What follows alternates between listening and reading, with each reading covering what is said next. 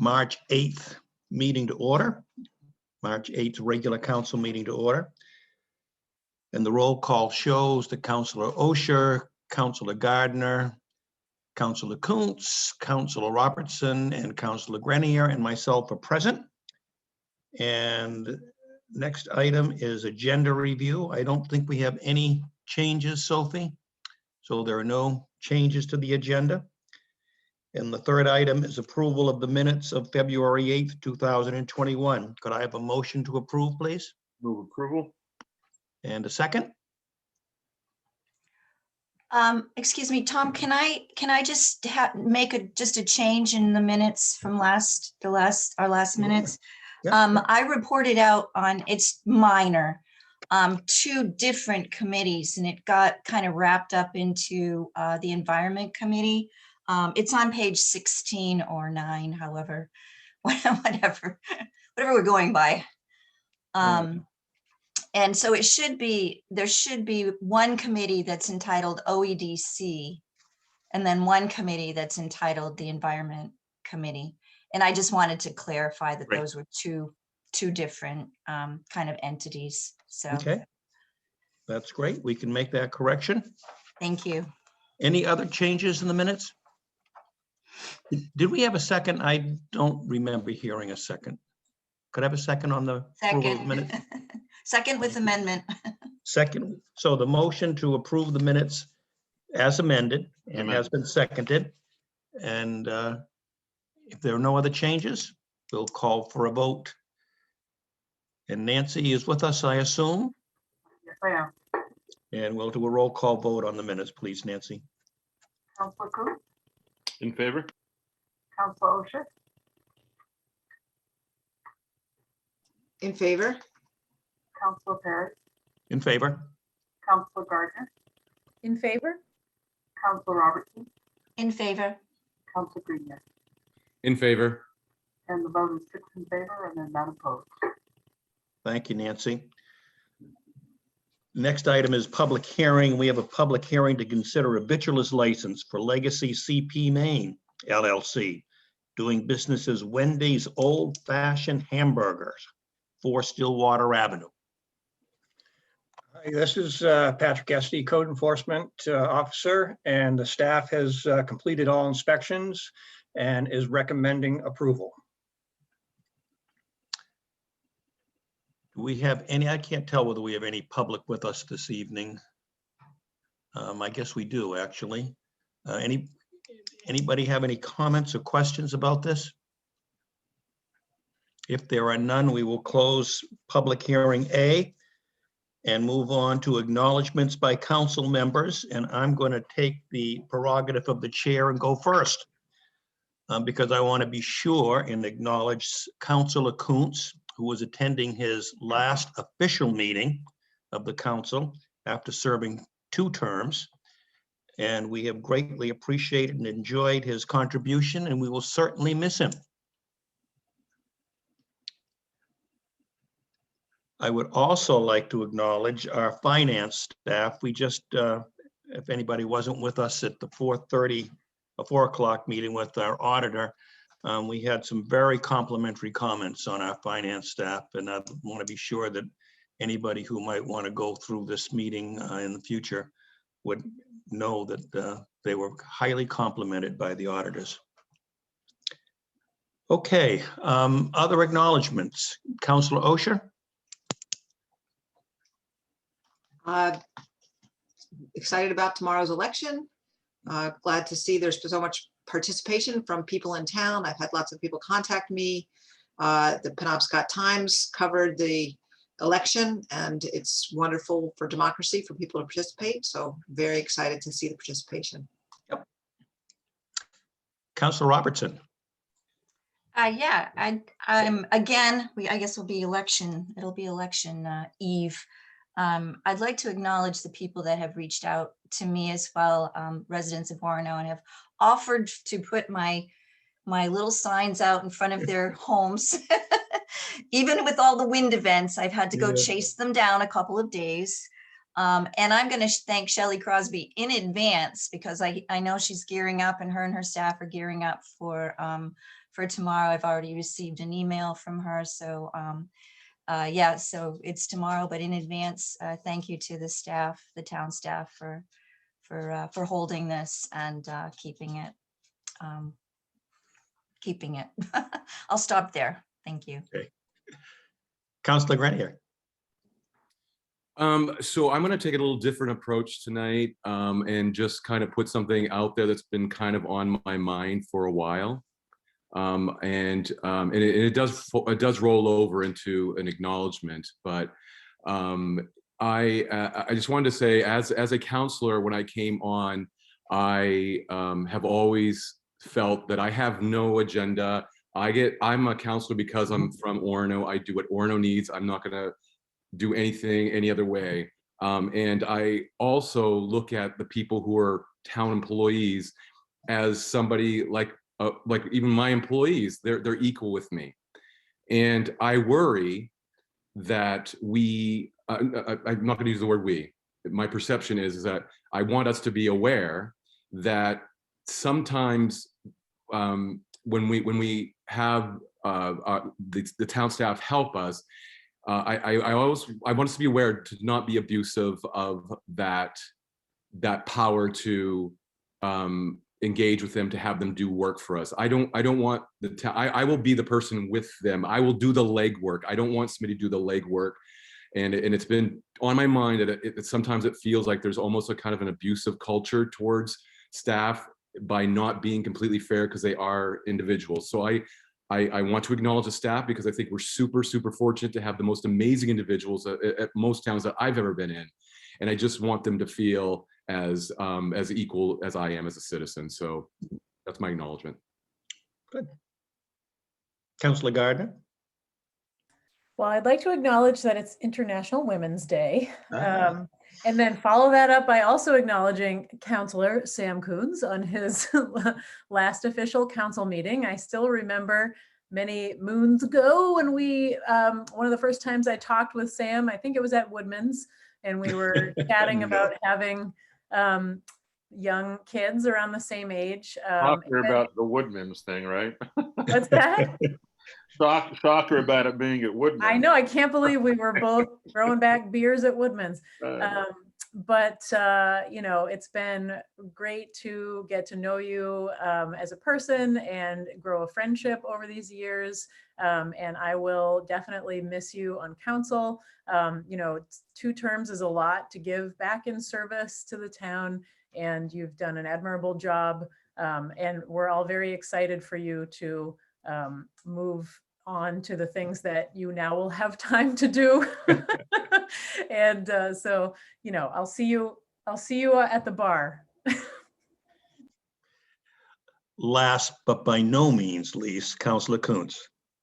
Thanks, Tom. Yeah, I was going to mention International Women's Day as well, and the election coming up tomorrow, and the enthusiastic, and there's certainly some energy, it feels like, in this campaign. But I want to thank you all for the kind words, and really thank you for a phenomenal 6 years. That goes, of course, to the current council. It has been great to work with you. Agree. And Megan, yes, I remember the conversation as well. You know, and it was like, there's always this sort of like, and I'm sure everyone's experienced, like, do I really want to do this? Yes, I do, but do I really want to do this? And it's really important.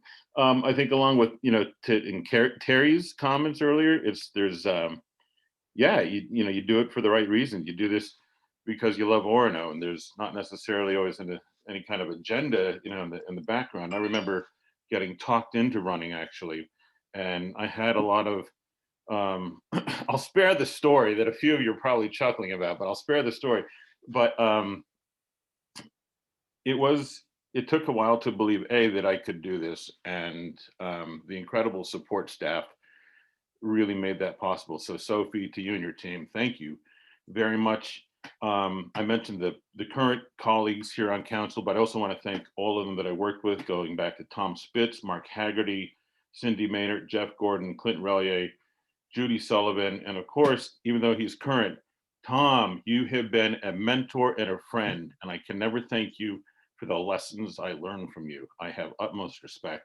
and appreciate everything you've given to this town and to me personally. So, but also I have incredible respect. I've learned so much about public works and police and the emergency department and the incredible staff we have in Parks and Rec and the library and my God, the town office that bend over backwards to make sure the town keeps running even during a pandemic, even dealing with people that think things might would be better served doing it a slightly different way or whatever. They just sort of roll with it. Everybody has. And I want to thank all I didn't write a speech. My God, this is why I never became a professional actor, because I know I'd win awards and I'd create lots of awkward moments. But I really thank the people that really care about this town, and there are a lot, obviously, and I certainly care a lot about it. I'm still here. But the other day, I was talking with Castine over the weekend, my daughter, and she's, I told her, it's like, well, Monday's going to be my last meeting. She goes, oh, you've always been doing that. I'm like, well, no, I haven't. But I realized to her, I have. She was 1 when I started. And so now Dad's going to have a little more free time. And I think, as much as I'll miss this and miss all of you, I'm going to just cherish the time I have for myself and for my daughter and for everything I need to. But don't fool yourselves. I'll be around. I'll be an absolute pain in the butt. And I can't wait to do that. That's going to be so much fun. Please, all of you, keep in touch. I'm done.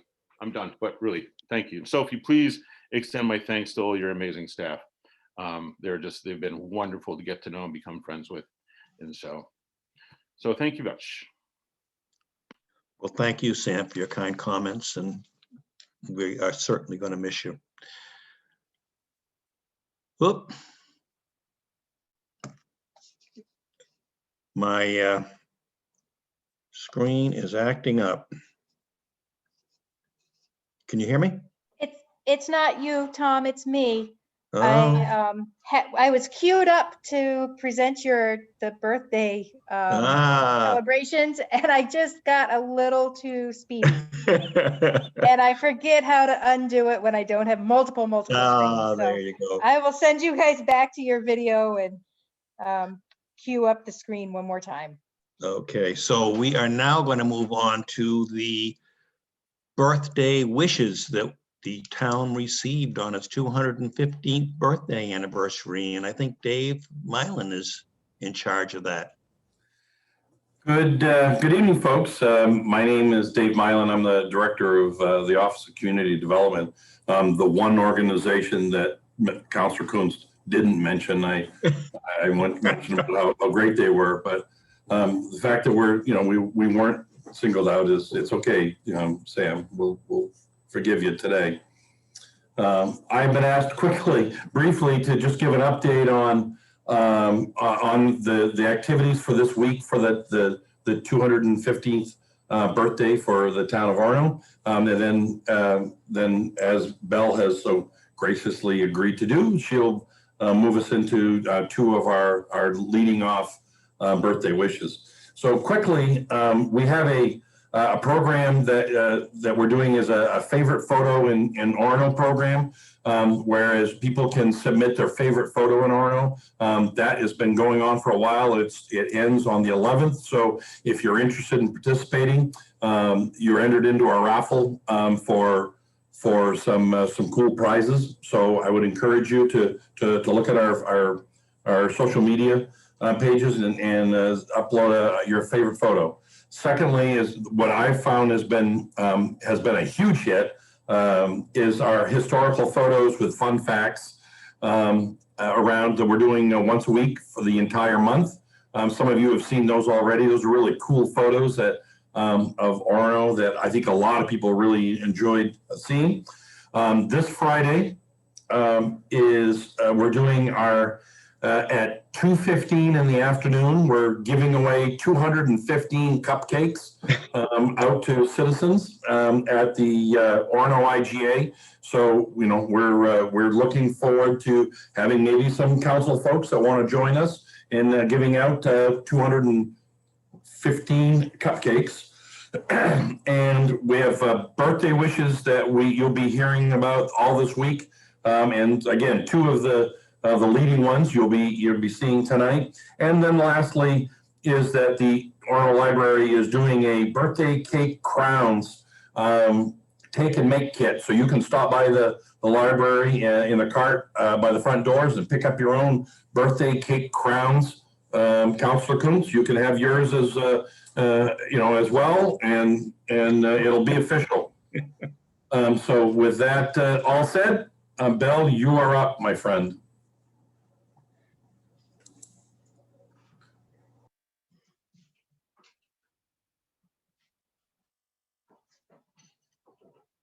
Fun fact about Orono to celebrate its birthday. So the second frame house ever built in the area was the Captain David Reed House, and it was located where the Irving gas station is currently located. And it served as a tavern for its first few years of existence, but it also was the location of the first town meeting of the newly incorporated town of Orono on April 7th, 1806. So yes, the first town meeting was in a bar. We don't keep that tradition up today, but it certainly is an interesting bit of history. Happy birthday, Orono. Happy birthday, Orono.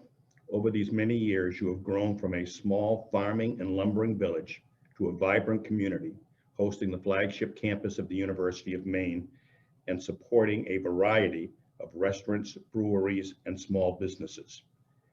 Your rivers and trails provide ample recreational opportunity for residents and visitors. And in spite of your growth to the second largest community in Penobscot County, you have maintained the small town atmosphere that we find so attractive and remain a wonderful place to live. Happy birthday, Orono. So join us for the rest of the weekend and on our social media pages to see what other wishes will be coming our way. Thank you, Mr. Council Chair. You're very welcome. Thank you, Dave, for doing that.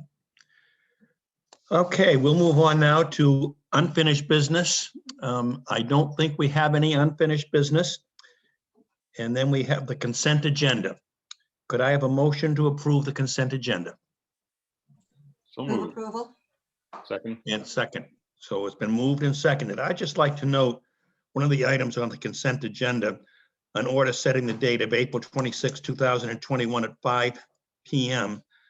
for the statutorily required public hearing to allow for public comments on the June 8, 2021 special municipal referendum warrant to determine whether voters of Orono support ceasing the practice of fluoridating the public water supply. So that would be something that we might have some community interest in, and I hope people will join us and express their opinions. Having said that, Nancy, could we take a vote on the consent agenda, please? Councilor Coates, In favor? Councilor Osha, In favor? Councilor Perry, In favor? Councilor Gardner, In favor? Councilor Robertson, In favor. Councilor Greener. In favor?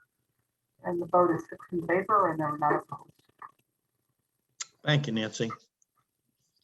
Moving on to new business, we have Order 2134, order accepting the FY20 Town of Orono financial audit.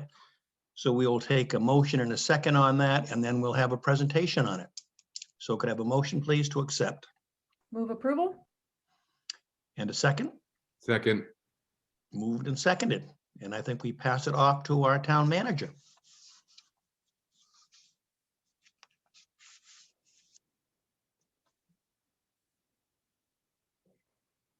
Thank you. So I'm probably not going to be quite as fancy as our auditor, but I do want to just run through the pieces of the audit that I think are important for you and the community to know about. So the first is that this is around the audited financial statements from July 1, 2019 to June 30, 2020.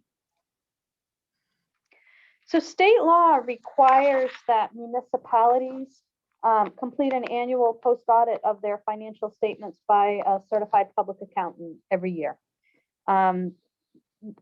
Management works with the auditor to facilitate the audit process, but and we had a hand in creating certain elements of the audit document. However, the auditor works for the town council, and the town council has selected Runyon, Christina, and Olat out of South Portland, and heard from the lead auditor, Casey Leonard, earlier this evening.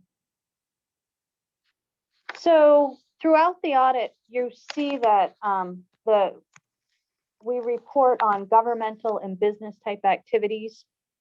Those are essentially town and WPCF functions, how we split those two. My team and I are responsible for preparing and presenting the financial statements, and the auditor's job is to express opinions on those statements after they've reviewed them.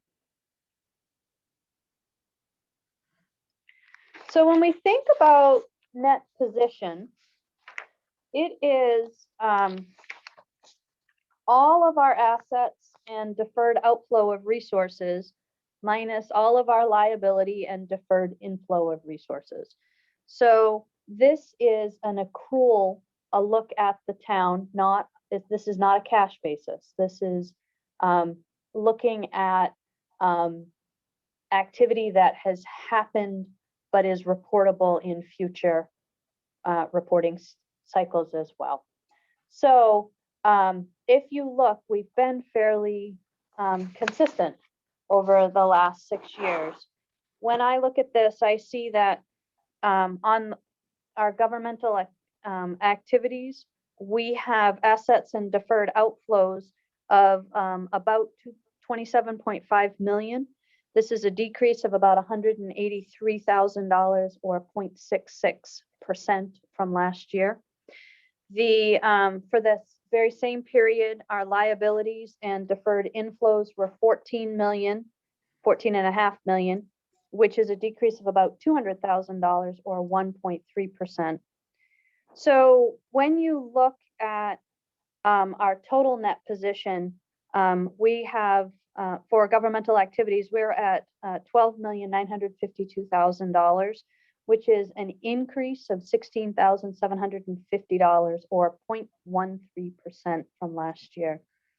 When you look at our assets, just remember that they reflect investments in capital assets. So that would include infrastructure, buildings, equipment, less any of the outstanding debt that was used to acquire them.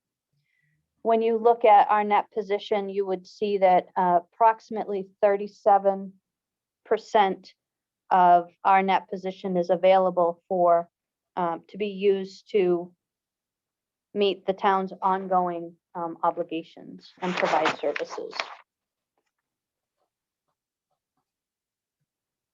So as we look at this net position, it's made up of our net investment in capital assets, restricted funds, restricted assets, and unrestricted for the total of 12.9. If you, I think the thing that stands out to me the most in this is when comparing it to last year, our net investment in capital assets has gone up about $1.3 million. So that is a healthy thing to see. That means we're paying down debt and making investments. So business type activities, again, this is WPCF. We had a total net position of about $4.5 million. The assets were about 12 million, with liabilities a little over 7 million, which leaves that $4.6 million net position. This is a decrease of $268,000 or 5.4%. If you look, it looks like we're going downstairs, which is not where we want to be with sewer. It means that we are depreciating our assets faster than we are investing in our assets. So this is something that is going to be a theme as we look at the budgets in this and coming years. I don't think this is something that you can turn around overnight. I think it's something that we'll need to look at a multi-stage approach for. But even with this, the sky is not falling. It's just not going in the direction that we want to see. So you will see our net investment in capital assets is also falling. It has decreased by about $160,000 or 6.1%. So that's a number that you'd want to see either maintaining or going up. And our unrestricted has decreased about $107,000 or 5.3%. Tom always likes when I compare from last year to put it into perspective. So the total net position is all of the assets and liabilities for both funds that we account for, or both types of activity. The total net position for the town is $17.6 million. It is a decrease of $251,000 or 1.4%. And if you look, you'll see it's more like a little wave that's staying in a pretty good place. So the next I want to talk about statement of activities. And this is still on a governmental kind of wide accounting here. So our governmental activities, if you look, you will see that in FY20, we booked $17.7 million of revenue. This was an increase of approximately $86,000 or 0.49%. We had increases in intergovernmental revenue, so revenue sharing, capital grants totaling $573,000, offset by decreases in program revenues, taxes, investment earnings, and miscellaneous revenues totaling $487,220. Our booked expenses for FY20 totaled $17.7 million. It was an increase of $1.3 million. Increases were found in general government, public safety, county tax, unclassified, and capital maintenance, totaling $1.6 million. These were tempered by decreases in public services, public works, and interest paid on debt, totaling $258,000. So that's how we arrived at the 1.3 million. So if you notice on the chart, 15 and 16 were definitely years that we were losing money in terms of intergovernmental revenue, and we're starting to kind of bring that up and also making some shifts in our spending as well. We like to see, in the best of all possible worlds, we like to see the purple bars higher than the yellow bars, but even is okay. So when we look at our governmental activities, it's kind of interesting to look at it as kind of a pie. And what you'll see is 77.7% of our revenue comes in the form of taxes, whether that be property taxes or excise tax. We had about $873,000 in program revenue.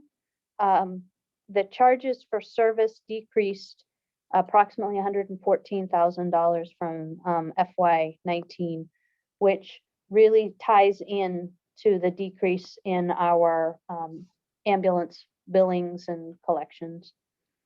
Our operating grants and contributions decreased about $48,000 from last year, and our capital grants increased a whopping $2,064.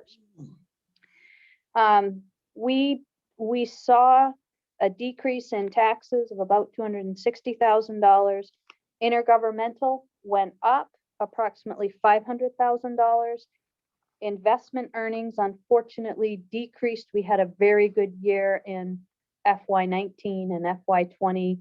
We saw interest rates plummet, and miscellaneous had a decrease of another big one, $545.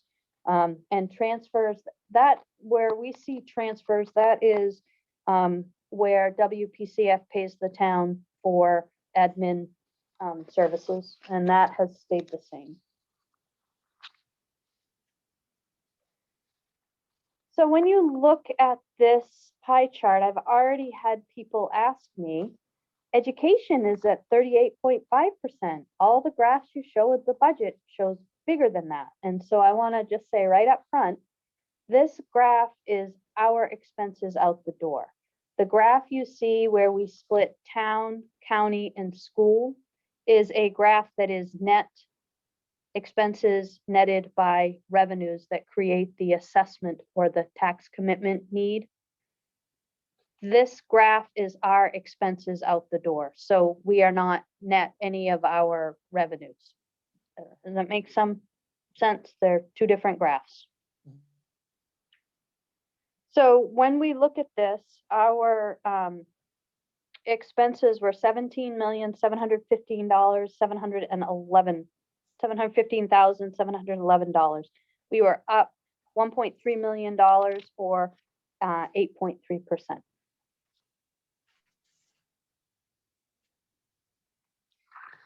WPCF, this shows where we got to our net position change of 286,000. So our operating revenues were actually up 1.24% or $18,494 from the previous year. Our expenses were down $95,000 or 5.4%. What is causing us to remain in the red is our depreciation expense of 601,000. So that red is coming on paper as opposed to cash. Making sense? So this is where you and Casey spent a little bit of time already today, but this is the budget to actual, showing that our variance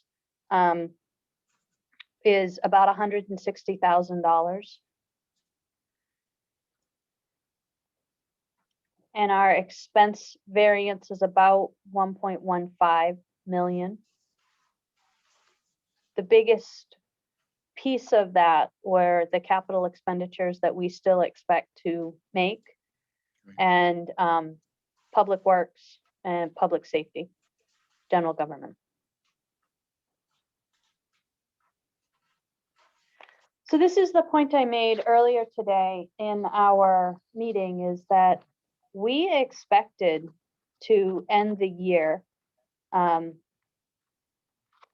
spending $1.2 million of assigned or undesignated funds. We expected to bring in money for the streetlight project, which is the notes proceed. We expected to get the $138,000 from WPCF, and we expected $1 million to go out the door to reserves.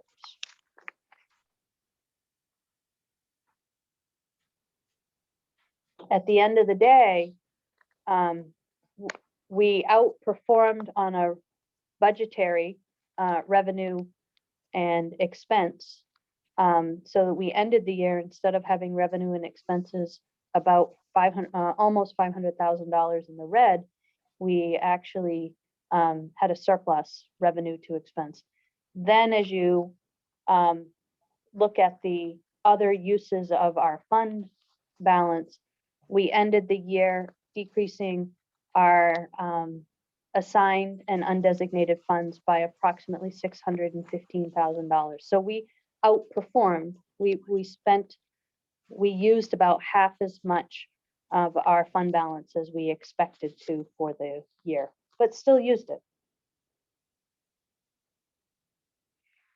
So let's talk about fund balance. This is where folks tend to like to get a little bit more information. So non-spendable fund balance is our inventory. For us, that's bulk gas and diesel that we have in stock. This is an increase of $1,273 or 8.9% over last year. Restricted funds are funds that have restrictions that are imposed by an outside agency. So one that council can't change. And for us, those are our tax increment financing districts. We ended the year with a decrease of $88,142 or 8.8%.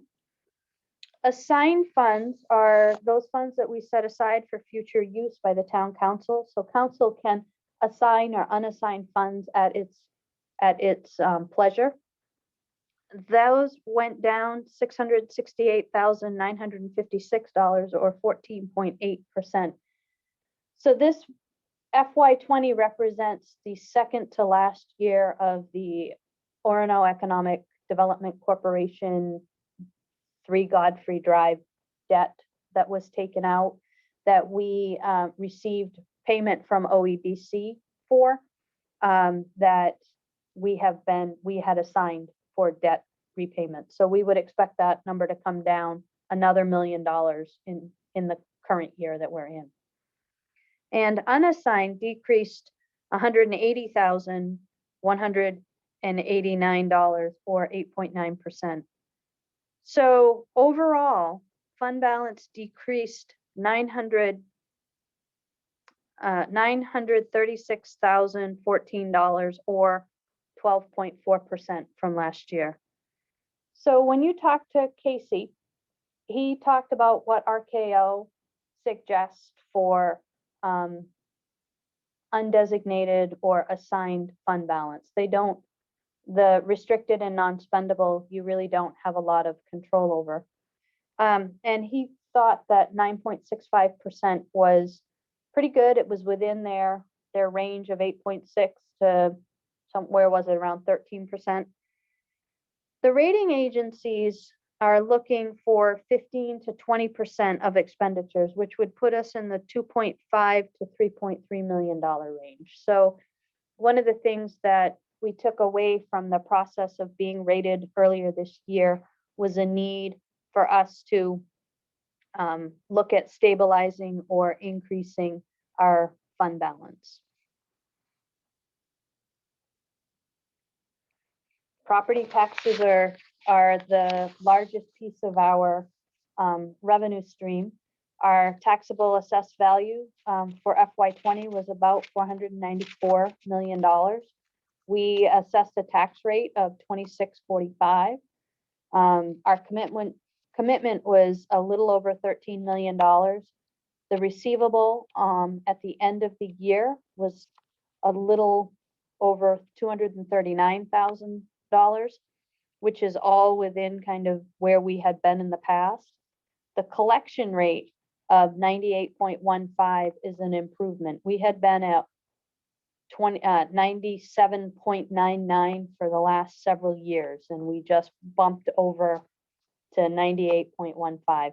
I would not be surprised if we see a change in this rate for the coming year. I think tax collection is strong, but I also think that we have some folks that are struggling a little bit this year.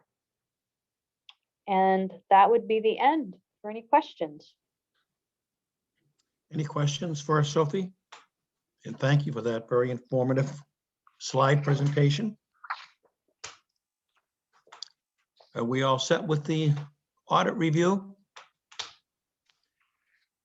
Then Nancy will call for roll call vote on the motion to accept the FY20 Town of Orono financial audit. Councilor Coons, In favor? Councilor Osher, In favor? Councilor Perry, In favor? Councilor Gardner, In favor? Councilor Robertson, Yes, in favor. and Councilor Greenyer. In favor? And the vote is 6 in favor and there are none opposed. Thank you, Nancy. Order 21-35 is our next item, and that is an order adopting a 6-month moratorium ordinance on commercial solar projects to regulate large-scale solar facilities. We have discussed this fairly extensively in committee, and Kyle is here to walk us through it a little bit, I guess, but let's have a motion to approve first. Move approval. And a second, please. Second. Thank you. Kyle, is this your item? Right. Hi, everyone. Kyle Drexler, town planner. So yes, as mentioned, we had an existing moratorium for large-scale solar facilities that began last July. During that kind of 6-month period, we worked on coming up with the draft ordinance language. So from kind of, ordinance review and best practice review on the staff level, bringing that to council committee level for a kind of informational presentation, and then kind of review of the draft ordinance language the past couple of meetings. That's currently on the agenda for the March planning board meeting to go through public hearing there. So progress has been continuing to be made. And so what this is doing is proposing that we have an additional 6 months to kind of finish up the adoption process with the ordinance to get it through the planning board and council public hearings, with the goal that we would be able to adopt the ordinance language before this new 6 months moratorium reaches its end. So I think this one would expire July 8th, 2021. I think we would hope to be done prior to then, by a little bit at least. Just to remind people, this is specifically for large scale solar projects. So, the kind of more of the solar farm types where it's selling to third parties. This doesn't impact individual homeowners or business owners. If people are still interested in doing those sorts of projects, they're still able to. But our current ordinance language does not have a specific use or any specific standards that apply to solar in general. And where that could potentially run into problems is with zoning and performance standards, specifically for these larger scale projects that you might not want popping up in every kind of denser part of town. So that's where we are. If anyone has any questions, I'm happy to answer. Questions for Kyle on this motion? I just had one, Kyle. Do we have anyone waiting in the wings for this large scale solar opportunity? Or are we just kind of, do we have anyone waiting for us to get some regulations down on paper? Sure. So I have not been in contact with anyone, but that's just, through the official planning kind of site plan process, we haven't had any applications come in. There may have been, some preliminary interest with other, members of community development. But yeah, nothing official is waiting to get through, I think, at this time. Okay, thank you, Kyle. Any other questions on this item? Then Nancy, let's have a roll call vote on order 21-35, please. Counselor Coats, In favor? Counselor Osher, In favor? Counselor Perry, In favor? Counselor Gardner, In favor? Counselor Robertson, In favor? Counselor Premier. In favor? And the vote is 6 in favor, and there were none opposed. Thank you, Nancy. Now it's time for council committee representative reports. So let's start with Councilor Osher. I do not have anything to report. Okay. Councilor Grenier? Yeah, so the Community Development Committee met on the 18th of February. We discussed continued discussions on the draft ordinance language for the solar energy systems. Just talk about small, medium, and large scale systems. Planning board would take every project into consideration, so it's just not going to be cherry picked. We talked about research and financial guarantees in the event the town has to remove a system. And that removal cost would be recalculated every 5 years, just simply because the cost could be, changing as time goes. Next, we talked about the state of the local economy from the economic development staff. They gave us an update. Dave Mylan spoke on the unemployment rates pre-COVID, where Orono had a 3.9% unemployment in January of 2020. After ups and downs, our unemployment in December 2020 in Orono was 3.6%. So that was a good move in a positive direction. We reviewed sales tax generations from 2018 to 2020, and also looked at 11-year period of 2009 to 2019 for Orono sales tax generation. And as you can imagine, the bulk of our tax base, or tax from that is, or sales is from restaurant and lodge sales, not tax. For restaurant and lodging, we also discussed a little bit about land and building values. We will see more of Mitch now as he takes that role on more so of the community development and economic director. And then also Cheryl, Councilor Robertson gave us an update on the recycling program, service level guidance for staff. And we're looking at, it would probably be paying double to have for pickup or collection. But through further discussions, the options for recycling for everyone, we started talking more about maybe there's an ordinance that we should possibly be looking at. And so we'll probably have those conversations more going forward.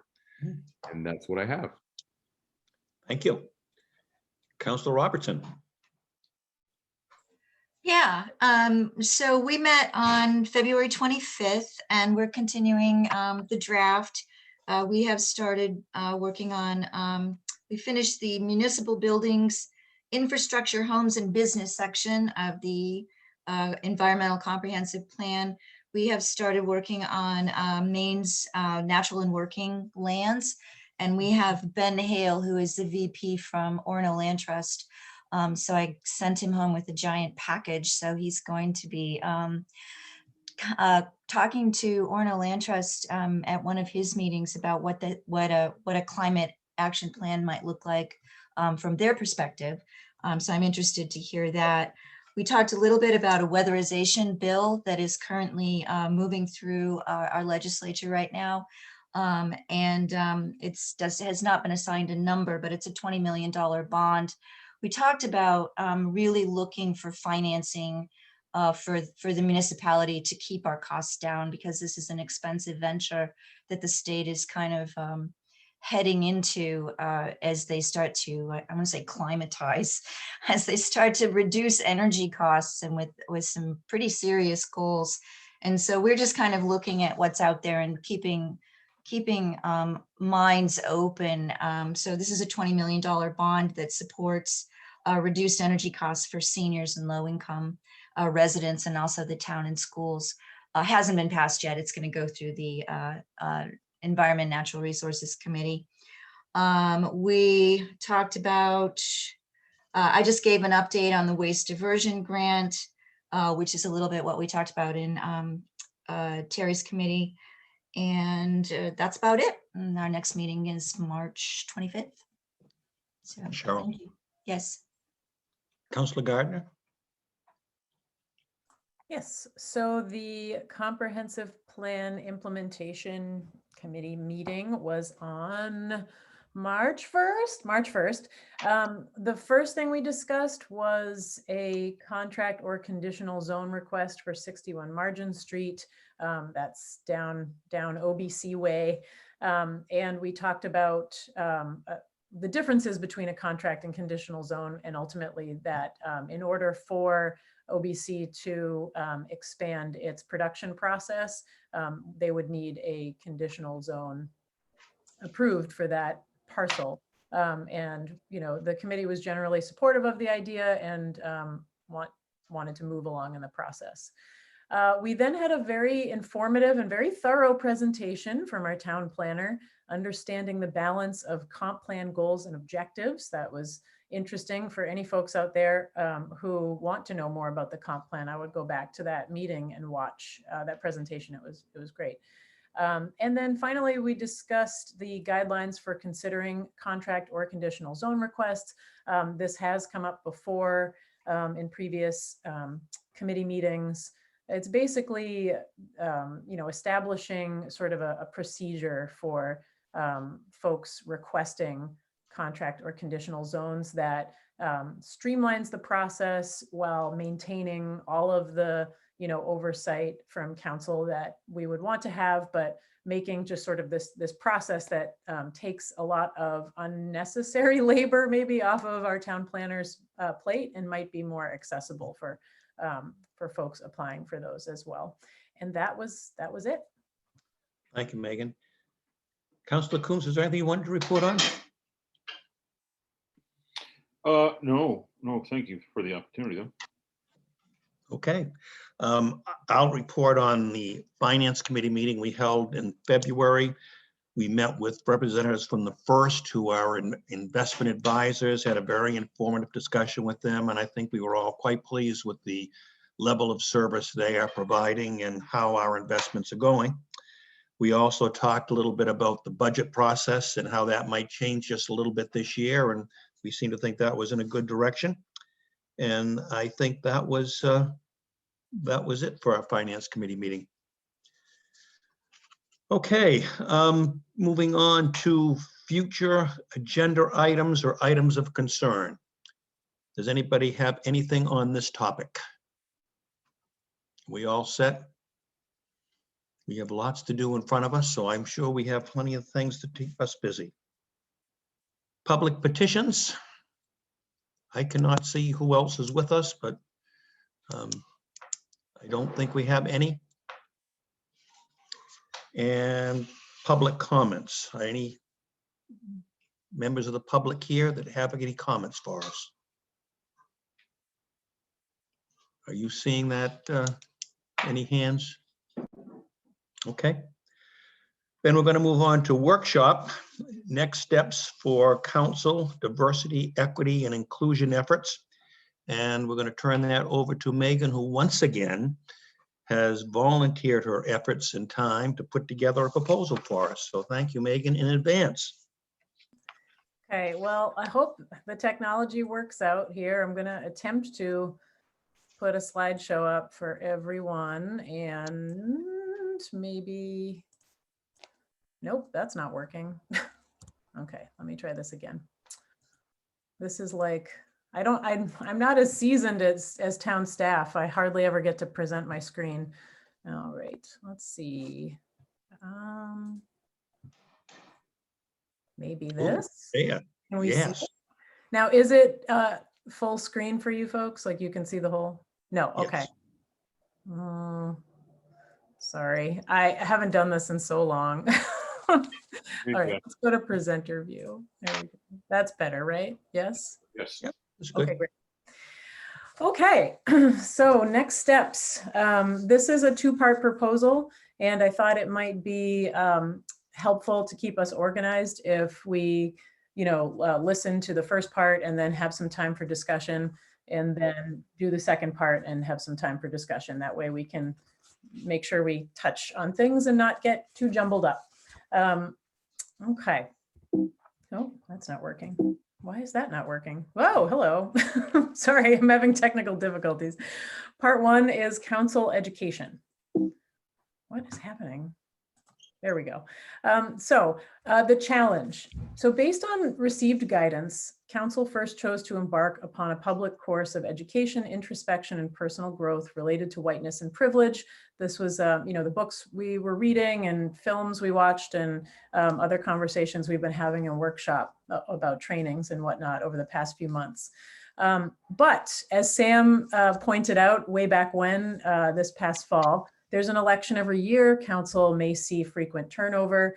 How do we ensure that every future iteration of council is prioritizing this important work? And that's a really important question, I think, because previous councils for years and years and years have always said that their goal is to have a welcoming, open, and inclusive Orono for everyone. And I 100% believe that you know, in the purity of that intention for previous iterations of council. But one thing that we've all learned in, you know, the training that we've been going through and the discussions that have been happening, you know, on a national level, is that good intentions don't always translate into effective actions. So, you know, part of the challenge here is, you know, how do we make this part and parcel of council's operations? Oh, whoops. So the opportunity is to formally adopt a yearly training program for counselors using a variety of different formats that is an established part of council culture. So the rationale for this, a combination of different approaches will help council avoid a scenario of a yearly box checking training alone. So, you know, my thought process here is I don't want this to become, you know, oh, okay, we did our diversity seminar, check, and that's it for the rest of the year, because, you know, those things can become mundane. People can phone it in, not through any fault of their own, but just because that sort of thing, you know, it looks good on paper, but it's not always the most effective way to actually, you know, tackle these issues. We have had, you know, these interesting conversations, and one way to keep it going is to make sure that we're not just, you know, sitting through one seminar per year and that's it. And so ideally, the different ways that we would approach the training process will create a culture in which counselors are expected to take an active and engaged role in their own education on these issues as a requisite requirement of their service. So not just sitting back and watching a training, but actually participating in the educational process, which I'll break down in a moment. So one of the recommendations, there are three that I'm going to talk about here. So the first would be one yearly training for council related to marginalized communities to take place in a public meeting. So one of the things we've discussed before is it's difficult sometimes with training when you're talking about, you know, 7 counselors being in a room together or on a Zoom together, because it has to be a public meeting. So there are some kinds of training that just don't fit with that style. And those are our legal requirements, and there isn't anything we can do about that. However, we can use that opportunity to make a training opportunity that's something like our yearly legal training and the council onboarding process that we do each year. So ideally, such a training would emphasize the ways in which legislative bodies positively or negatively impact marginalized communities when making policy. Finding and agreeing upon a trainer or a program obviously would be an important discussion for council to have. And MMA seems like an obvious choice, the Maine Municipal Association, but counselors or staff might have other suggestions. Let's see. One training per year, in addition, that's self-selected and attended privately by individual counselors on a topic of their choice related to racial equity and social justice issues, to be presented upon briefly at a council meeting, committee meeting, or workshop where appropriate. So this recommendation attempts to replicate what we started to do in the past few months. A few of us have attended various trainings privately, and then we've come to a workshop and discussed the things that we learned in those smaller trainings. So this item would allow counselors to seek out trainings in areas of their own interest or specialty. An example would be Cheryl's interest in the intersectionality of environmental and social justice issues. So finding trainings to attend, I don't think would be too burdensome for counselors. Between MMA and the UMaine Office of Diversity and Inclusion, there are a lot of local or accessible options for counselors. And going to a training privately, as opposed to the public option we just talked about, going to a private training offers a good counterbalance for counselors to the highly public nature of a full council meeting. You know, gives the public, so with the counselor can do this introspective, sometimes very deeply personal work on their own, and they can choose how much to share with the public when they report on the training. But reporting on it is an important step because it also offers a level of transparency and accountability that I think we've heard the public asking for. And I think we learned this lesson, you know, this spring with, in regards to staff training. So we had a hue and cry from the public about staff training in particular areas. But a lot of these things were trainings that staff had already been doing for years and years. It just wasn't something that we were really advertising to the public. So I think that being as transparent as possible about the work that we're doing, even if it happens off camera, is really important. Let's see.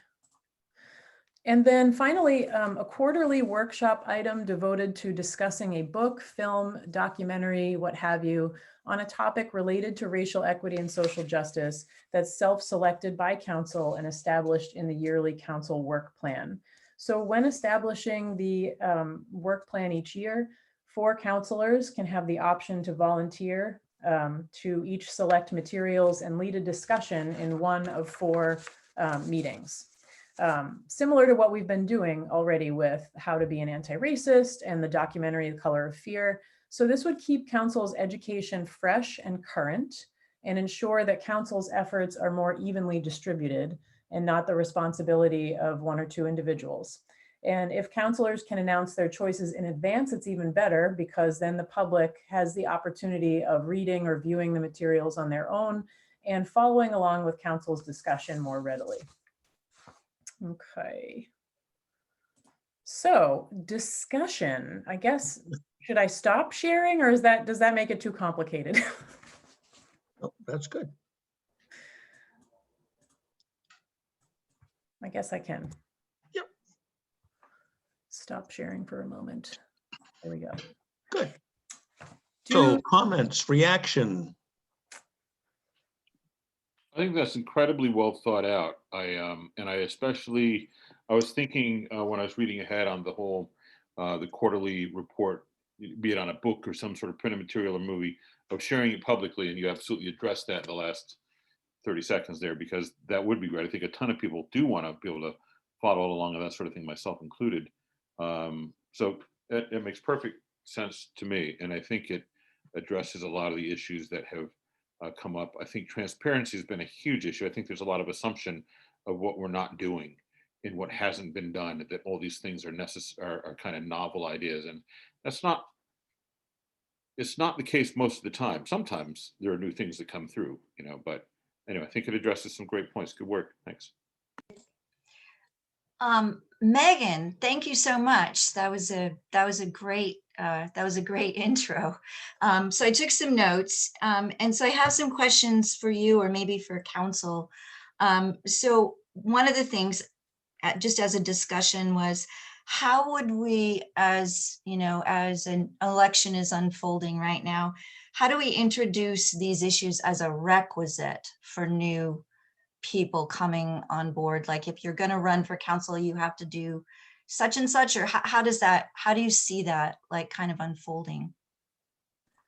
Yeah, so I guess I really just think of it as, the same way that you'd establish a workplace culture. There is an expectation, when someone is preparing to run for council, that, for example, they will have to be available on the 2nd Monday of every month, that they will have to be available for a certain number of committee meetings, that they will have to sit through a stormwater presentation, and they will have to have a legal training.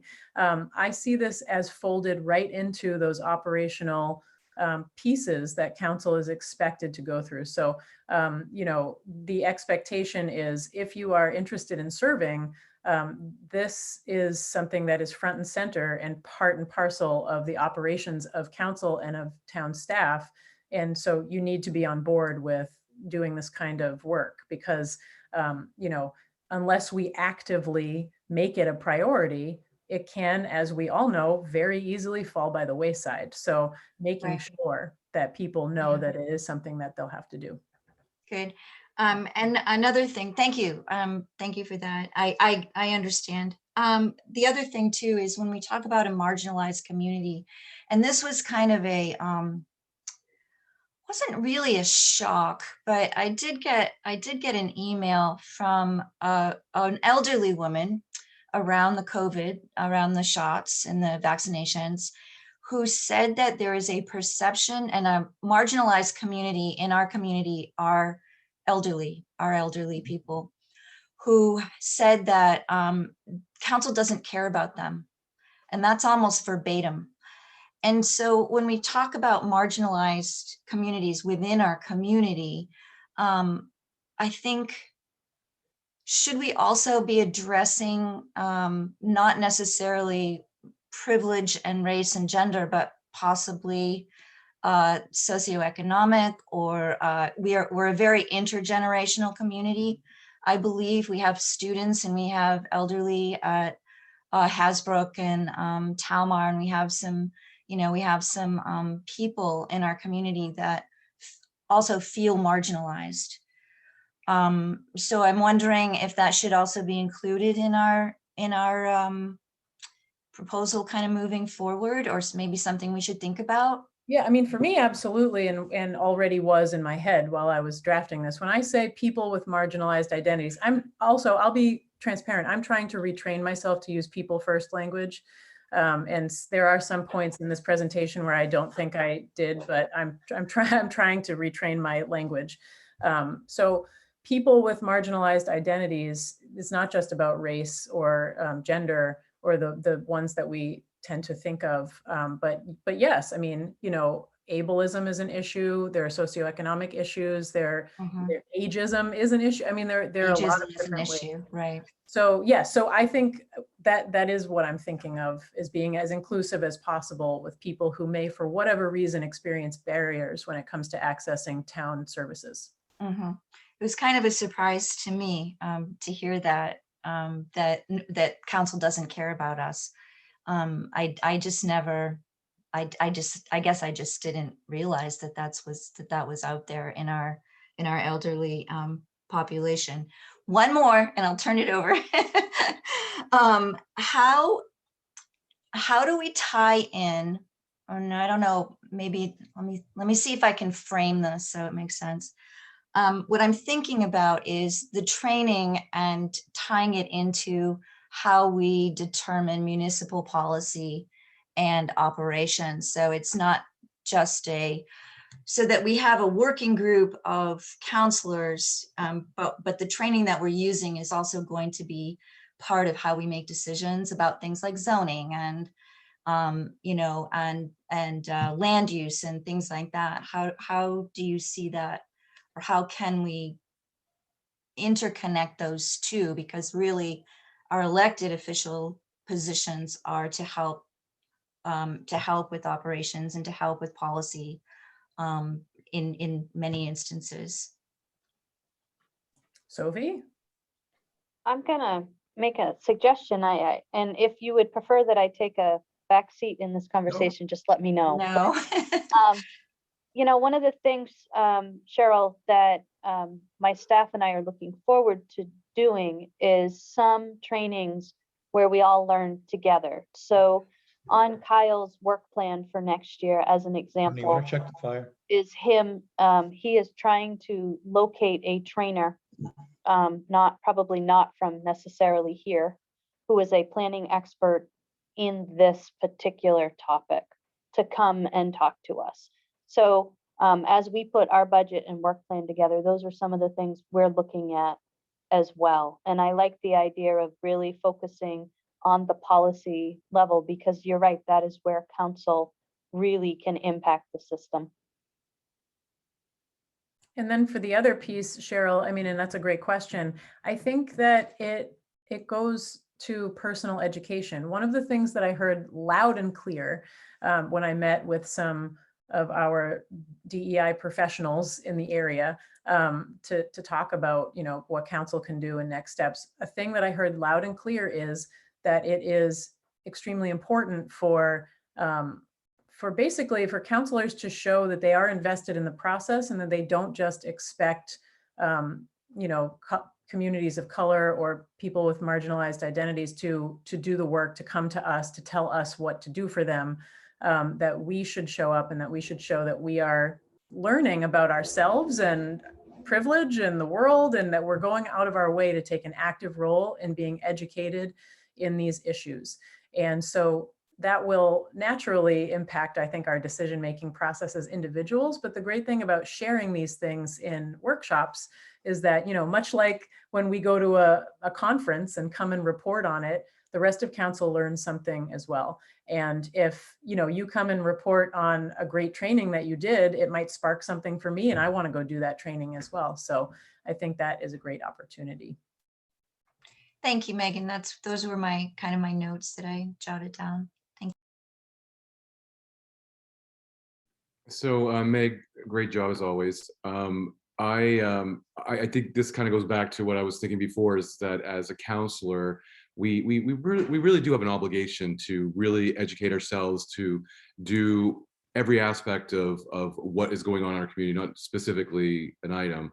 And I was like, even reading this past book, I told Meg afterward, I said I was a little late finishing it, but I finished it. I'm not gonna read 5 books in a week kind of person, but I took the time to do it. And I think that's, as counselors, we no matter what it is, we have to invest ourselves into putting the work in. And I think what you've laid out is appropriate. And I think that it will really kind of, the more we're engaged, the more we'll do it. It becomes more secondhand. So thank you. So Terry, I'm going to make you read a book on environmental justice.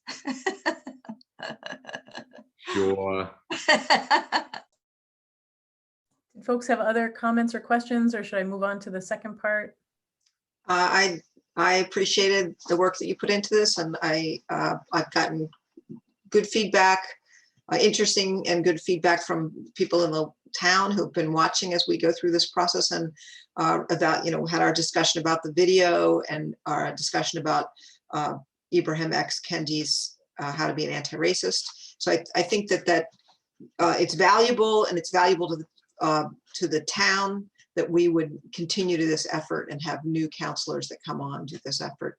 And I didn't say in the announcement section, I guess, or disclose whatever the name of in the agenda item is, but I participated as part of the Maine State Legislature in Wabanaki Reach's training that they did for legislators. It was the 3rd time I'd done the Wabanaki Reach training.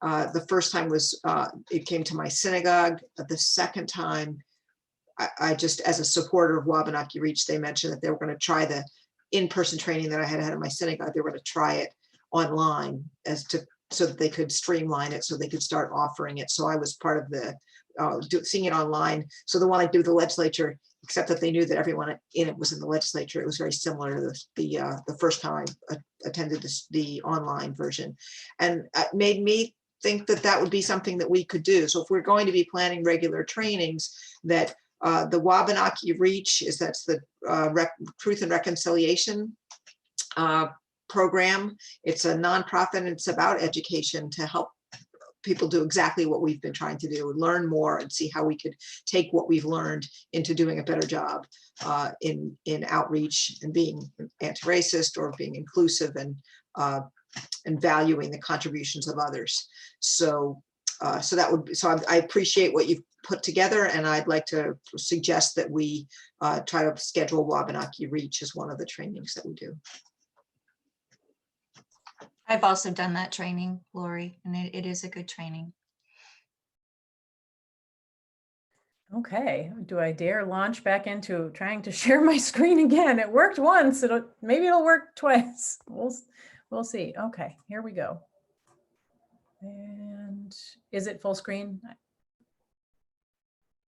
Yes, no? Yes, it looks good, Megan. Okay, good. I don't know what's going on. Okay, so part 2, community engagement. So the challenge is, as we all know, it's the responsibility of people in positions of power and privilege to address individual, structural, and institutional inequities. At the same time, making assumptions about the experiences of and making decisions for people with marginalized identities perpetuates systems of oppression. How then does council strike an appropriate balance in addressing inequities with necessary input? And this is one I feel like we've really been wrestling with these past few months. Whoop, did I skip something? Nope, that was, okay. I think I missed a slide, but who knows where it went, into the ether. So my rationale here is that I think it's become clear that the town would be well served by having a formal mechanism for addressing issues related to equity and inclusion. Based on received guidance, council chose first to embark upon a public course of education, introspection, and personal growth related to whiteness and privilege. Having established a commitment to this work, council is ready to move forward with and engage community members in a meaningful way. There has been some disagreement about the best method of approaching this goal. And what has been lacking from that conversation, for me anyway, is the sustained input from a variety of community members who are most likely to be impacted by discrimination and systemic inequities. Oh, I had them out of order. So my opportunity was to engage community members in a variety of formats, collecting data that council can use to determine a permanent mechanism with specific, well-articulated charge for addressing inequities in Orono.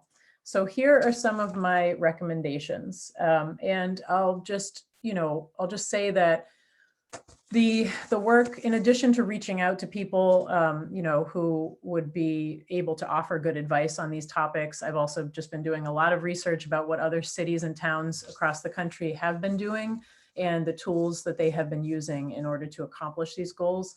And it's interesting. I'll talk a little bit more about this later, but it's interesting to see some communities so on top of it, so on the ball. Other communities, they put up on their webpage back in May or June that they formed a committee, and then there's nothing else on that webpage, and it doesn't seem like they had any meetings. So there's quite a variety out there.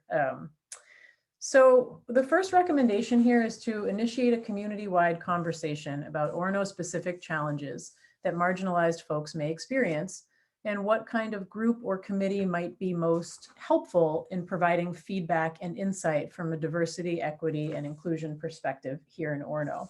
And while anybody would be welcome to contribute, we would want to be particularly mindful to engage with marginalized people specifically, including BIPOC, immigrants or new Mainers, LGBTQ+ folks, our neighbors with disabilities. Ideally, we would gather input from the campus community, permanent residents of Orono, and folks from our local Islamic Center and Native communities. So, to not focus on any one area of town or any one, as Cheryl was talking about earlier, any one or small collection of people with marginalized identities, but to try to really look at everyone holistically who lives or has a sense of community in this town, and what are the barriers that are keeping them from accessing town services in an equitable way or feeling included. Where is my pointer? There it is. The second recommendation is to engage as diverse a group of community members as possible, using a variety of formats to ensure maximum accessibility and the comfort of participants. Now, this is where, and I know for some folks out there, there's been criticism of the length of time that this process, that we've been talking about this and working on this. And I'll tell you that I know that it's an important part of doing something that is lasting, that will make lasting change. And I learn something new every time that I work on these projects and try to get further and further along in this process. And I'm the one who came to council, in the spring or early summer and said, like, should we have a listening session? That was me and my well-intentioned ignorance of what I thought would be a good thing to help address these issues. And as I learned, that would not be a good thing. Many folks told me that would not be a good thing, and they were right. So the reason that, and previously I've talked about having a stakeholder conversation or a roundtable, and one of the things I learned in the research that I've been doing is that the variety of formats is really important, because there is a time and a place to have a large meeting. And then there are ways in which that kind of communication style is a barrier to some people. It can be re-traumatizing in some ways to some people if it's not handled correctly. So having different ways to get feedback and collect data and information from people is really important. So one of the resources that I've been using for this is the Local and Regional Government Alliance on Race and Equity. They have a really interesting toolkit, although there are many different kind of racial equity and social justice toolkits out there as well. But it really talks about how, just choosing a single format, whether it's a big meeting or a survey, but choosing a single format just can create additional barriers for already marginalized folks.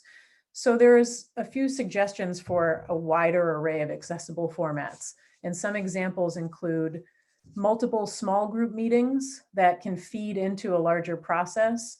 And so this would be something like, a very small group, and could be done over Zoom, a small group of people, maybe a counselor or two, and a staff member.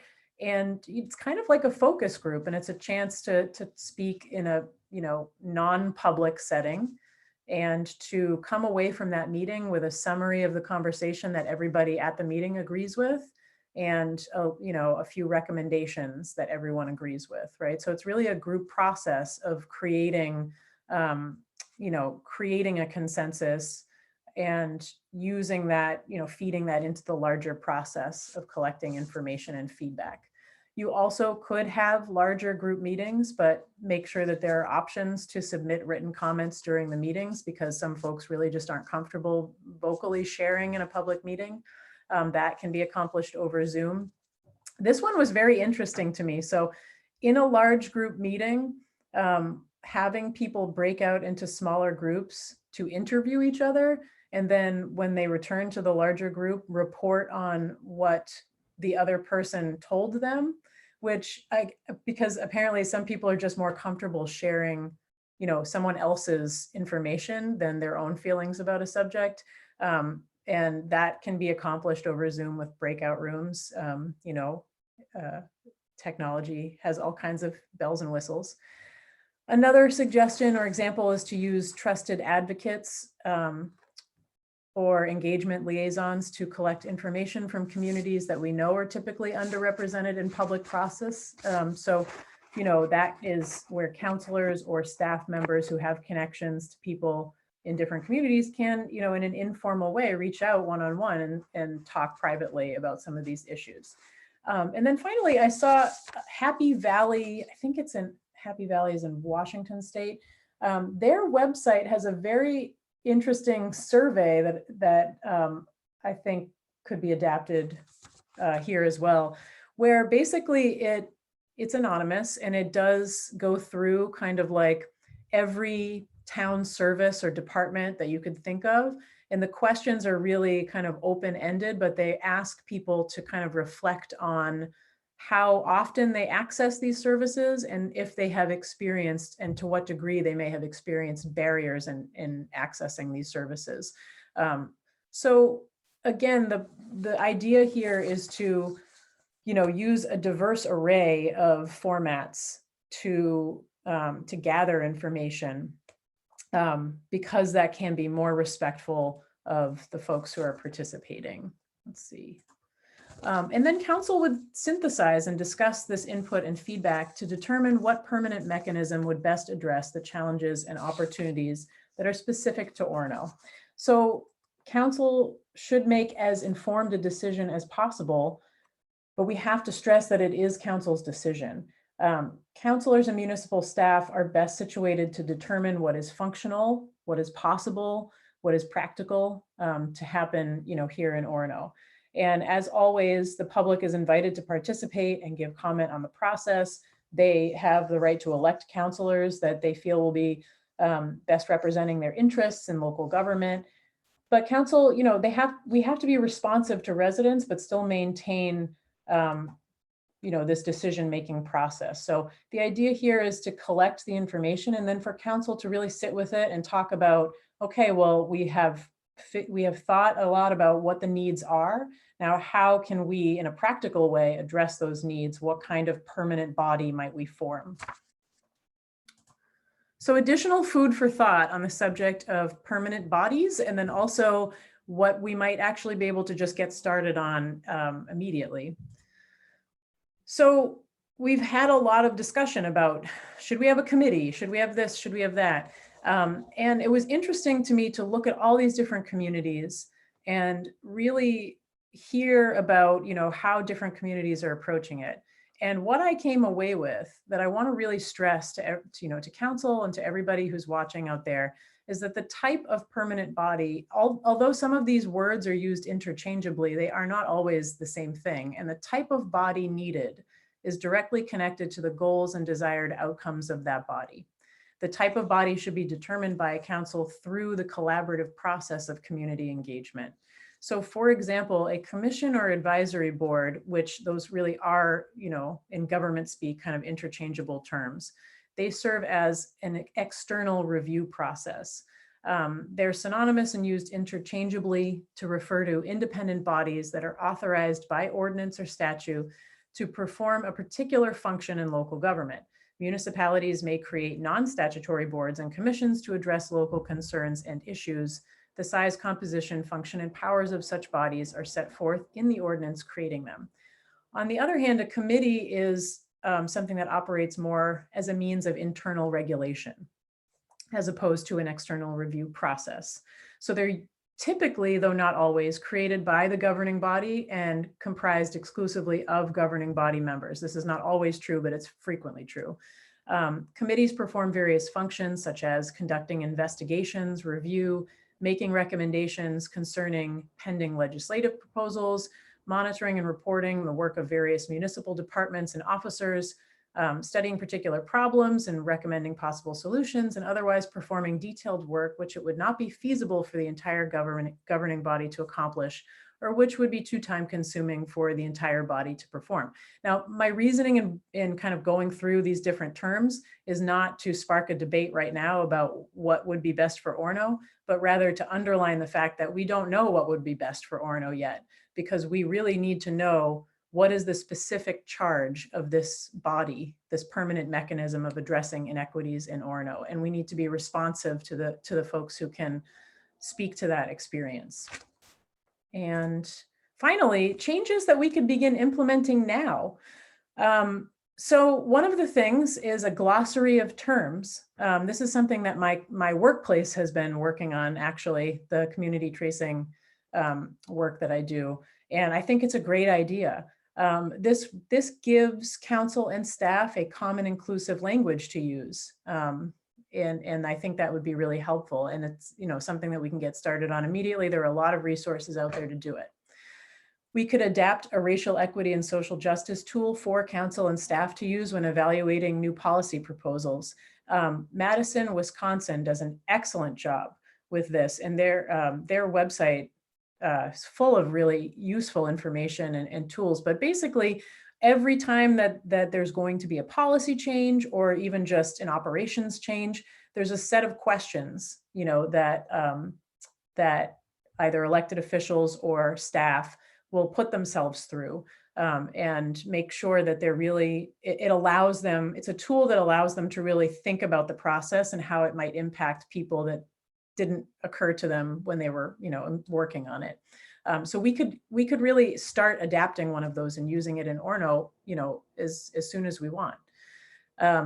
Collecting data on existing policies and programs using a mix of different collection styles. So even, the same different outreach tactics that I was just talking about in terms of community engagement, we can start some of these based on specific town services that we would like to know more about, how people are accessing them or not accessing them.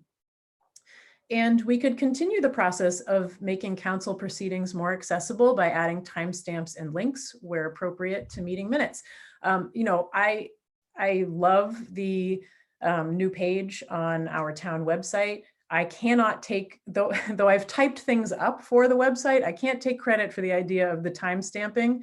Totally came from one of our candidates in the council candidates night, who suggested that as a way of making this process more accessible. And it has been getting good feedback from the community for the DEI page on our website.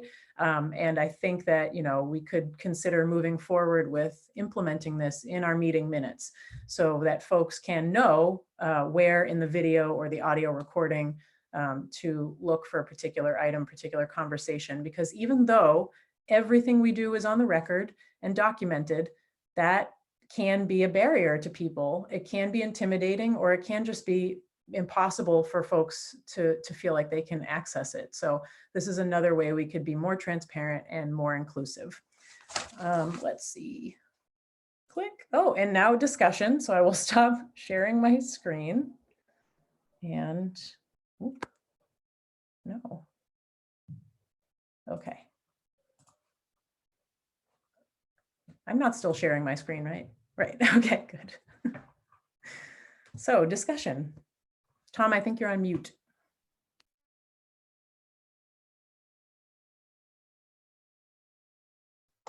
There. So comments or questions, reaction? Well, I'll go. Once again, great job, Meg. I think it's through this whole conversation, I keep thinking, you know, we live in a very liquid, quick world. Everybody wants stuff now, and so when people kind of maybe get a little impatient about like when are we gonna have a committee or whatever it's going to look like, everything, and this helps understand even us what that process is going to look like. I mean, this has been an issue that's been around forever, and to be able to do this and doing it right is going to take time. And I really like that you took the time to go and find what people have done, and now I'm at least piqued my interest to go look at Madison, to see exactly what it's all about, and to kind of hopefully, you know, spur some thoughts in my head about exactly how it would work in our community, and go from there. So thank you. I agree, but I can certainly see where people would feel like, wow, it's taken an awful long time, even though I understand the wheels are moving forward. So, but I understand where they're coming from. I think this also goes back to an earlier conversation of like, kind of like, we really need to promote what we're doing to make that visible. We really need to be intentionally transparent, not just it's there and we're doing the work. So, I mean, I'm not finding fault with the way this has happened, but I just think, of course they want to know, because this is like one of the most passionate, you know, things of our time right now, I think. I had a question about the Madison. Did you just randomly choose towns, or did you purposely look at, you know, flagship university towns in different states? I did a mix. I mean, I did try to look at a lot of different towns and cities that were university, that were comparable in size. And again, I can't, like, I'm not going to call out, I want to call out the success stories I saw. I'm not going to call out the ones that maybe should wear the cone of shame on their head, because there were a lot of cities and towns that they started a committee. What happened? Nothing. There's a town in Maine that I will not name that I went through all of their agendas for the last year, and I couldn't find where that committee had ever met. And I don't want that to be Orono. I don't want, and especially because it's a trust issue, you know, like that, oh, okay, they'll start a committee and then they'll do nothing. And I don't want that to happen. So I tried to look at comparable towns, but ultimately I ended up focusing on the cities that were doing it well. And that was often ones that were connected. Seattle was also a great resource, and they also had like connections to other cities that were using some of the same tools. And again, the local government and the local and regional government alliance on race and equity provides a lot of really great materials that a lot of cities are using. The ones who are doing it well are using those materials. Maybe you could send that link around too, so we can check it out. I think your recommendations are really good, Megan, and I think we should try to move forward with some of what you put out there. I also want to remind folks that that the process has been slowed down. We talked about this a year ago, before the virus hit, and then we had discussions about, well, should we do it in person or should we do it on Zoom? And we can't do it on Zoom. And so this has been through a bunch of iterations, and I think we definitely got slowed down because of the virus, like so many other things did. But it also gave Megan in particular some research time to sit down and put something together that is foundational, and something that we can sink our teeth into and keep it going. And I am so on that page. I really believe that if we do this right, and if we get deeper and deeper involved in commitment to it, that we'll keep it going. And I have too seen, as you know, a faculty member at the University of Maine, committees that come and go, and we want to do the right thing, and the intention is always good. There's no question about that. But whether it's lasting or not is sometimes up in the air. So I think that we're doing it the right way.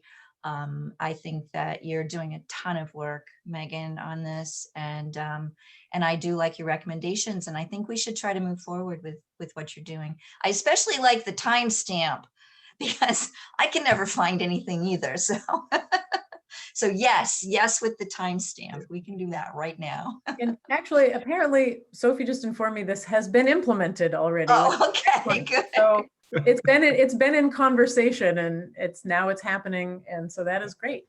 Awesome. Thank you, Sophie. Moving forward, it was in the minutes that you just approved, but we're not going back and rewatching things to add timestamps. Right. But moving forward, we will have that. So could you put your stuff back on the screen again? Because I wanted to see the slide where you had the definition of commission and committee. Maybe, but it's also in the document that I emailed you.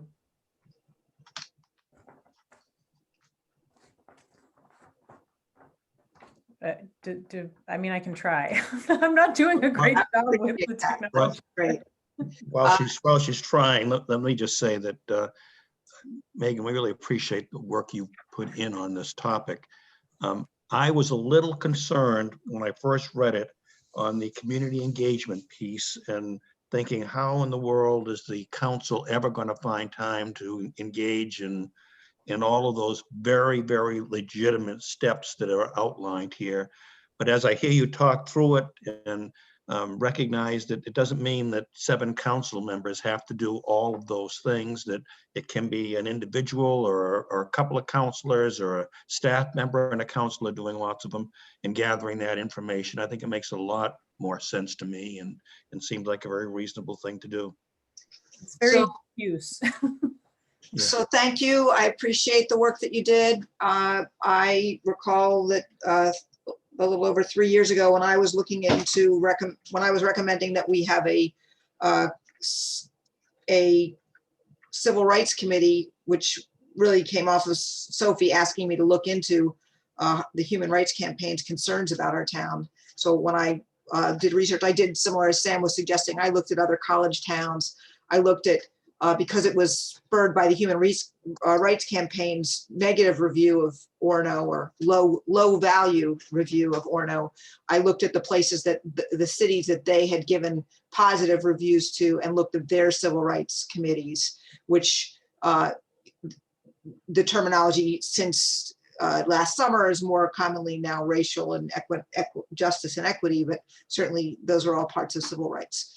Mm-hmm. So I really appreciate the work you did, and I know that that it takes time to evaluate those and review them, and it's valuable to us that you've put that time in. And I do think that it's better than your original suggestion in the spring of having people come to the council. One is our council has many other things that we need to be doing, and I think we're best served by having a group of citizens that advise us on the things that they would engage a diverse group of community members, and they could do that in a variety of formats, and that they could synthesize and discuss and report back to the council. That's what I would be advocating for. And so the reason I asked you to post the definition slide, because what you sent us in a description didn't have it. The graphics of the way you presented that on the slide hit me different than the reading. So you gave the definitions that you got from other places of a commission versus a committee. And the way we use committee right now, like we have the finance committee, and that is a committee of the council that has members of the council on the committee, as we have the other 2 committees. We also have, for example, the tree board, and they are functioning more like what your definition of the commission was, meaning that it doesn't have council members on it, but they advise the council about the thing that is their specialty area. That's what I guess, but I can't see what your slide, but that's the slide made me. Lori, it's word for word. It's the same language that's in your handout. It's not any different. I don't know why the graphics do make a difference. I'm a visual person Different myself, people but- have different ways of learning, and so I'm a Right. visual learner, and so the way it was presented, that's why it hit me And separately. I just want to clarify, commission/board does not exclude a counselor or a representative of the governing body. It's the difference between, I mean, it can include representatives from the governing body, or it can be entirely composed of representatives from the governing body. It's more about what it does as a function, not who's on it. Whereas the committee typically is going to be mostly people from the governing body. Right, and so here in Orono, we have so Cheryl and I are on OEDC, so that's, Orono Economic Development Commission. Is that what that's committee? Corporation.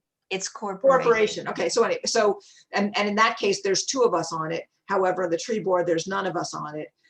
So I love the idea that we would have a group that was mostly citizens, and whether we had 1 or 2 counselors on it, I think that the council and the town would be best served by having a separate group that did this information gathering and advising. Lori, I'm going to ask you a question, okay? Why? Why are you advocating for a separate group to tell council what to do when we are doing all of this work to prepare ourselves for the decision-making that we have to do regarding policy and operations, which is why we are in training for this?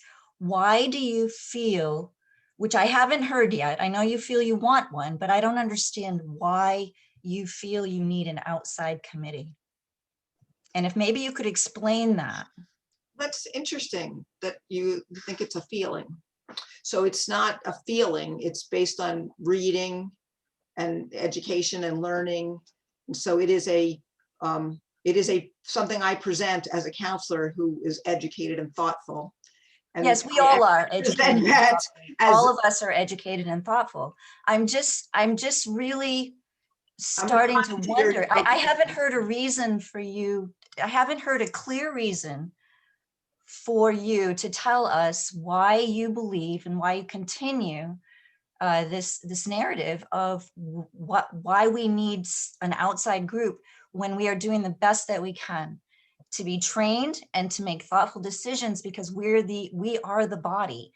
And if we put in our if we put a requisite in that this is going to be something that we're going to do for new council members coming in, and that we are going to be we will be that body. I understand about community members, wanting to have input, but what I'm really getting stuck on is that we have, Megan has put in a ton of work.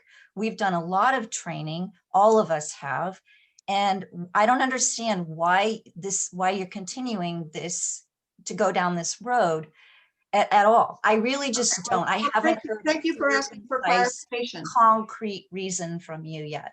Thank you for asking for clarification. And I'm very concerned about your tone. It seems not gentle.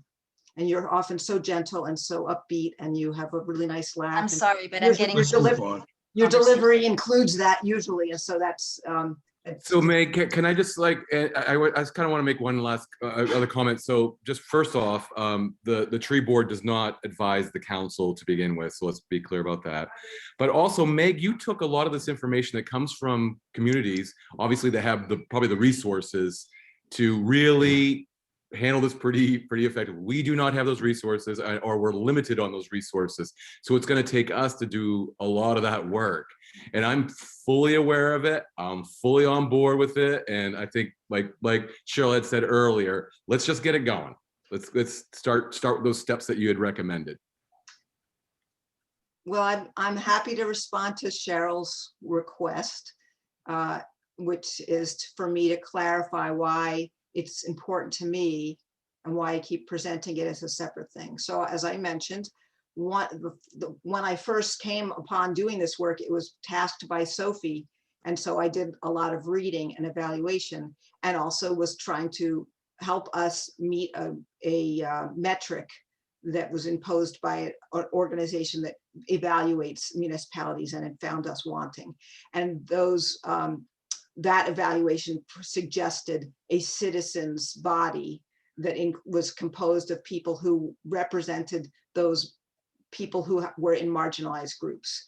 And so although I am a lesbian and other people on the council have things about their own personal history that they feel that they represent some marginalized group, that does not mean that that's our expertise. And although we are all elected and people have great confidence in us that we can do a great job, and we're educating ourselves to try to do this part of our job better, we can be educated, just as Megan suggested, that part of what we would do would be to have collect information, engage diverse group of community members as possible, using a variety of formats to ensure maximum accessibility and comfort of participants. And she went and counseled with Anila, who did say that if we were going to be the body that would gather that information, that we would need to be educated so that we did not traumatize people who were coming to that group to share their experiences. And so I'm completely supportive of the idea of us getting education, but that doesn't mean that in engaging myself in this education with this group and the other places that I have gotten that education, that I still believe that we are the best people to do that work, because we do not represent the diversity. Lori, I'm just going to interrupt you and say you are mischaracterizing what advice we were given from that professional organization. That is not why we were asked to do that training and to do some introspective work on our own.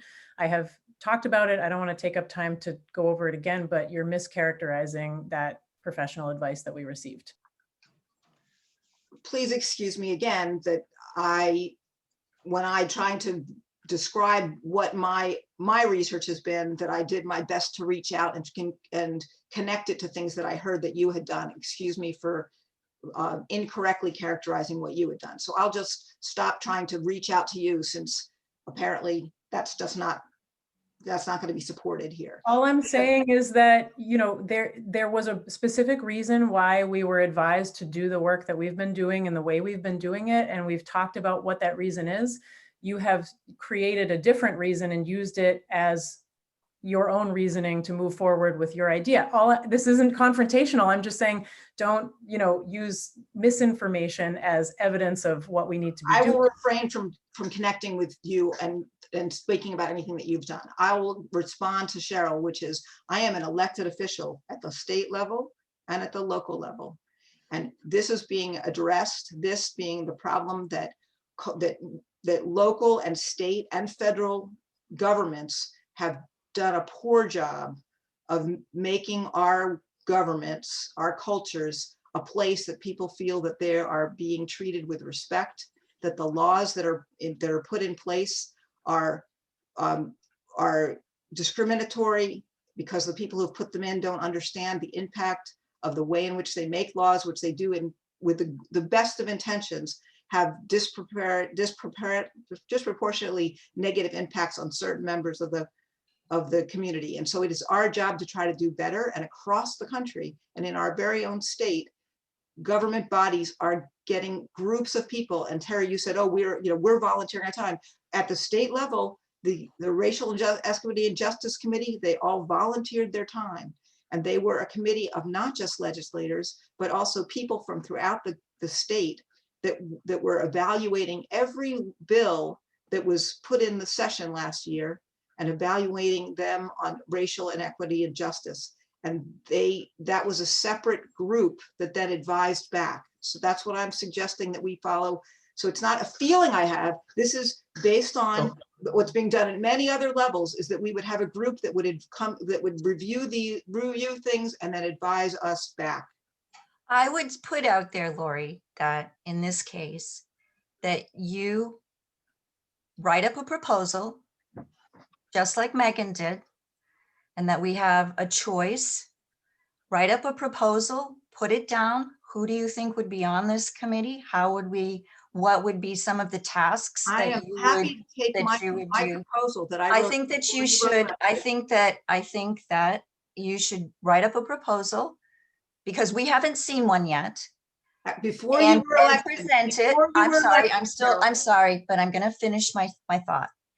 and present it in committee, wherever or however council feels it's appropriate, and we can take a look at it.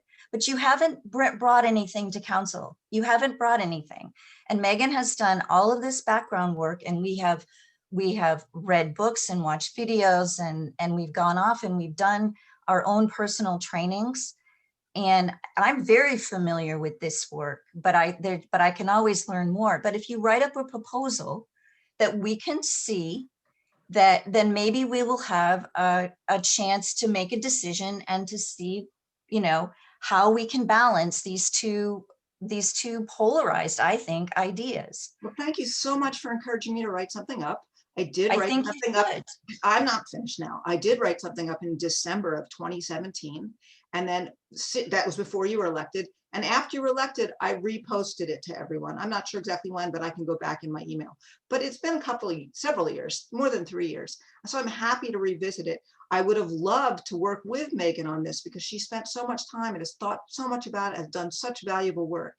And I am not in any way degrading her work, although I do feel that the tone that you're using implies that somehow I am degrading her work and that I am wasting everyone's time. And it's just it's not polite, especially from you, because you're often so pleasant, so upbeat, and have such a nice demeanor. And so I find your behavior different than your usual. And I apologize. I am frustrated. So We just yes. have cone policing apologize each for other. that. This is not. Councilor Perry, can we, it's getting to 7 o'clock and it's Yeah, going. I agree. I think that we're spinning our wheels now. I think we've heard a very thoughtful presentation. I think 5 of us have responded quite positive. Maybe 6 of us has responded quite positively to it. We're in a unique situation in that as of tomorrow, there are going to be 2 new members on the council, at least, maybe 4. So I think that we need to come back to this. I don't think Megan was looking for a show of hands at this point in time, were you, Megan? This was a presentation that we've responded to. We're going to think about it some more. We may have something else to look at the same time, and we need to get together again in the very near future to bring this to a resolution. And at that point, at least 2 and maybe 4 new councilors will be with us. I don't have a calendar right in front of me, Sophie, but I know we have an organizational meeting on the 15th, and then we have some sort of a committee meeting. Is it the 18th? Yes, we've got Terry's Community Development Committee meeting is on the 18th. And then we have a Finance Committee meeting on the 22nd and a workshop on the 29th. And you and I are going to need to talk just a little bit because it's mostly financial matters that we want to talk about on both of those meetings. So I want to kind of figure out which belongs on the 22nd and which belongs on the 29th. All of those meetings start at 5.